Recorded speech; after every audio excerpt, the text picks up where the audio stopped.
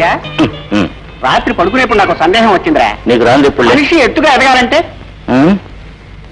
ఒక అడుగెత్తు చెప్పులు కొనుక్కొని తొడుక్కో. అంతకంటే ఎదగాలంటే ముక్కాలు పెడ వేసుకో.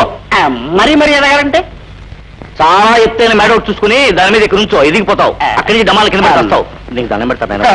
సరే నీకు తెలియదంటే వదిలేస్తా. నేను కాదగారిని అడుగుతా. అడుగుపా. నువ్వు వాడే పొట్టి వాడైపోయాడే. సరే సరే గురువు గారిని అడుగుతాను.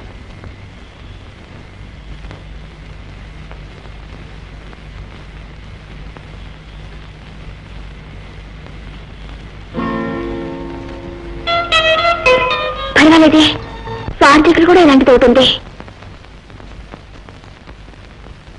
రాజా మీ అమ్మ నీకెమ్మంది తీసుకో. నువ్వే చాలా బలహీనంగా కనిపిస్తున్నావురా. నువ్వే తగ్గకూడదు.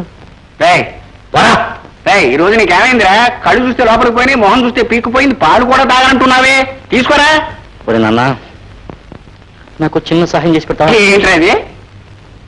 ఈ పాలు లోపలికి తీసుకెళ్ళి నువ్వే తాగి పడుకో. సరే రాజా, నీకోసం ఈ త్యాగాన్ని నేను ఇక్కడే చేస్తాను. త్వరగా. కాలుతోంది. అర్థం లేని పాడు జన్మ. వేళ కాని వేళలో వచ్చి వెళ్ళిపోనని గొడవ ఒకటి. నేను ఇప్పుడేనమ్మా వస్తున్నాను. నిన్ను కాదే, వారితో కూడా కోరంగున్నాడే, వాడిని అన్నాను.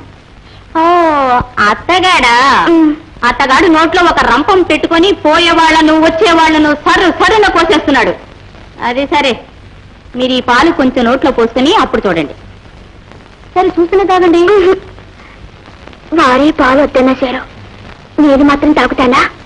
నువ్వు తాగు. బ్రహ్మాండం. పాలు తాగితే నిద్ర వస్తుందే. నాకు రాలేదే. రే ఇక్కడ చల్లగా ఉందిరా, నా దుప్పటి తెచ్చుకు ఇక్కడ పడుకుంటాను. మన ఇద్దరం భట్టి విక్రమార్కం కథ చెప్పుకుందామా? చిన్న కథ ఏమైనా ఉందా? రే గొంతు పిసికి పారేస్తాను. మర్యాదగా లోపలికి పోతావా? చావు కొట్టి చూడు పోయమంటావా? అయ్యో నువ్వేదైనా చేస్తావురా? చేసిన ఏమిటి చేసి తీరుతాను. అవును, నవ్వుతున్నారేంటి?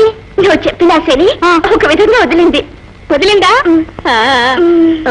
బాగుంది బాగుంది, నేను వదిలేస్తా. తెల్లవాళ్ళు మీరే చూసుకోండి. ఇదిగో ఇవన్నీ మీకు ఇప్పుడు నచ్చవులేండి. అమ్మయ్యా, శని వదిలింది, బాగా చూసుకోవచ్చు. విషయం ముదిరింది. ఇది ఎప్పుడప్పుడే పూర్తి కాదు. ఇది చూసామంటే మన నిద్ర చేయాల్సిందే.